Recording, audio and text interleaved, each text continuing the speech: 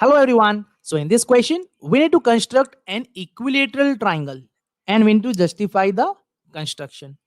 So सबसे पहले equilateral triangle का मतलब क्या होता है कि तीनों साइड्स इक्वल होना.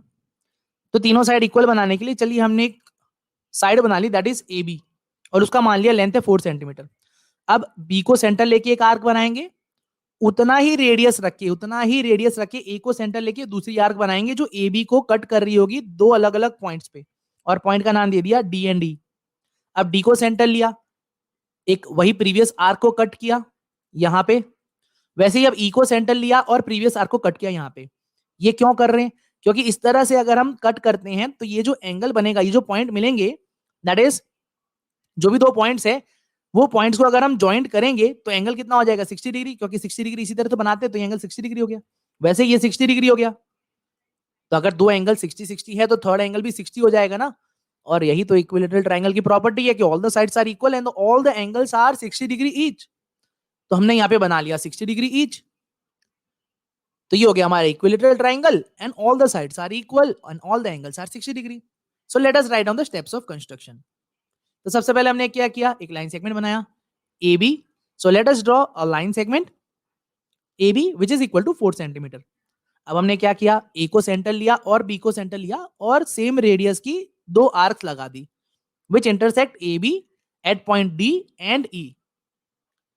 तो अब ये जो डी और ई पे जब कट हुआ तब हमने क्या किया, डी को सेंटर लिया एक बार, फिर ई को सेंटर लिया और प्रीवियस आर्क को फिर से कट किया.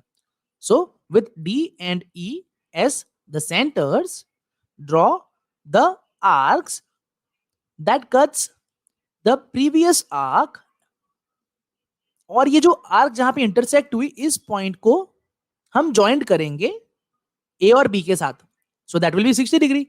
Now we will draw the lines from A and B through the intersecting arcs. जो जहां पे वो इंटरसेक्ट हुई वहां से हम लाइन सेगमेंट को ज्वाइंट करेंगे ए और बी के साथ. सो जहां पे ये लाइन सेगमेंट्स मीट होगी that is point C. So we obtain triangle ABC and this is the required equilateral triangle ABC. अब इसका justification देख लेते हैं, ये सही कैसे है. So from the construction AB is equal to 4, angle A 60 degree है, एंगल B भी 60 डिग्री है, ये हमने देखा, हमने खुद कंस्ट्रक्ट किया यहाँ पे. So we know that the sum of the interior angles of a triangle is 180. तो ये दो एंगल 60 60 हो गए, तो बचा हुआ एंगल कितना होगा, वो भी 60 होगा क्योंकि a प्लस बी इज 120. तो एंगल सी कितना हो जाएगा 60 डिग्री. तो यही तो प्रॉपर्टी होती है इक्विलेटरल ट्रायंगल की, हर एक एंगल 60 डिग्री होगा. तो यहां से हमें मिला एंगल सी 60 डिग्री, तो उससे हम ये कह सकते हैं कि ये इक्विलेटरल ट्रायंगल होगा. अब हम मेजर करते हैं साइड्स को, तो साइड्स के अंदर BC is equal to CA is equal to 4 centimetre मिल रहा है. So all the sides are equal और all the sides opposite to the equal angles are equal, ये भी प्रॉपर्टी है. तो अगर दोनों एंगल 60 60 है तो उनकी ऑपोजिट साइड्स भी इक्वल हो जाएगी. तो इसका मतलब क्या हुआ, सभी साइड्स भी इक्वल हो गई और सभी एंगल्स भी इक्वल हो गए 60 के बराबर. So we can say hence we have verified it. So this is how we solve out this question. I hope this question is more clear to you now. Thank you.